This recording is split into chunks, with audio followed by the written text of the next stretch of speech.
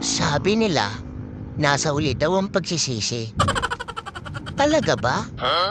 Ito ang ibig pala nilang sabihin? Yung mga taong successful ngayon, wala pang pinagsisihan o hindi pa nakapagsisi.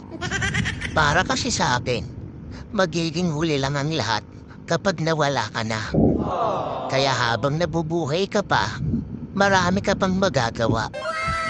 Marami pang pwedeng magbago. At higit sa lahat, napakarami pang magagandang bagay na pwede mangyari sa buhay mo. Kaya kung inaakala mong huli na ang lahat, tama yung akala mo. Akala mo lang yun. Dahil para sa akin, yan ang simula. Yan ang simula ng pagbabago. Kung hindi ko pinagsisihan yung mga kalokohang ginagawa ko noon, malamang hanggang ngayon gumagamit pa rin ako ng mga pinagbabawal na gamot.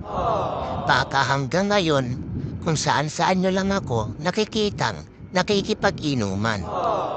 Baka ngayon ang laki na ng perang nawala sa akin kakahit-hit ko ng sigarilyo.